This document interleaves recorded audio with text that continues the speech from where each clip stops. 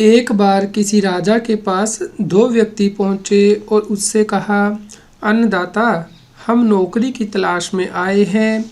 आप यदि हमें कोई नौकरी दे दें तो यह आपकी अति कृपा होगी। राजा ने दोनों को काम पर रख लिया। उन्हें अलग अलग एक एक बाग की रखवाली का काम सौंप दिया और हिदायत कर दी कि वे ठीक से अपना कर्तव्य निभाएं। कुछ दिन बाद अपने एक मंत्री के साथ राजा एक बाग में पहुंचा। उसकी रखवाली करने वाले माली का नाम था शेर सिंह। राजा और मंत्री के वहां एकाएक आ पहुंचने पर शेर सिंह कुछ भयभीत हो गया।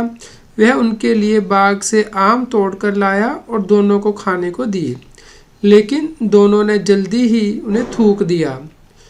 आम बेहद खट्टे थे। यह देख शेर सिंह और भी भयभीत हो उठा। उसे लगा कि अब स्वामी निश्चित ही उसे कोई दंड दे देंगे, किंतु राजा ने उसे कुछ कहा नहीं।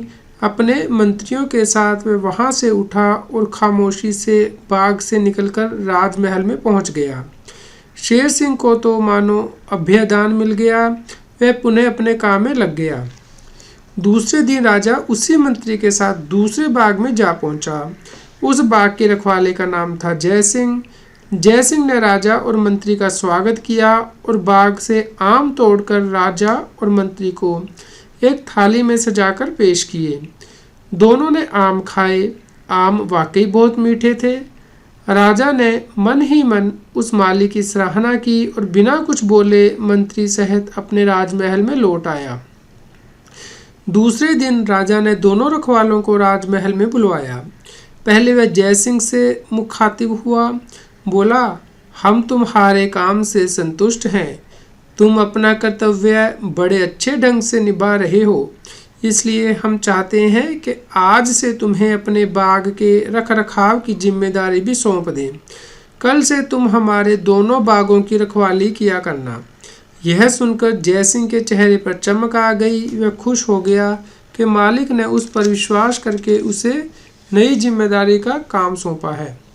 फिर राजा ने शेर सिंह को अपने पास बुलाया और अपने गले से अपना कीमती हार उतारकर उसके गले में पहनाते हुए कहा, आज से हम तुम्हें बाग की रखवाली के काम से मुक्त करते हैं और तुम्हें नई जिम्मेदारी सौंपते हैं। अब से तुम हमारे खजांची का काम करोगे। हमारे कोष का भली भांति संचालन करना तुम्हारा कर्तव्य होगा। यह सुनकर शेर सिंह भौचक्का रह गया। मंत्री को भी कुछ अटपटा सा लगा। वह तो सोच रहा था कि खट्टे फल खिलाने के कारण शेर सिंह को सजा मिलेगी, लेकिन हुआ इसके बिल्कुल उल्ट।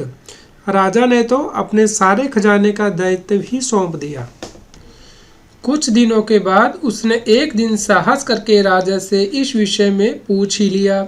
राजा ने मुस्कुराते हुए उसे बताया, मंत्री महोदय, शेर सिंह जिस बाग की रखवाली पर नियुक्त था, उसने उसका आम कभी नहीं चखा था।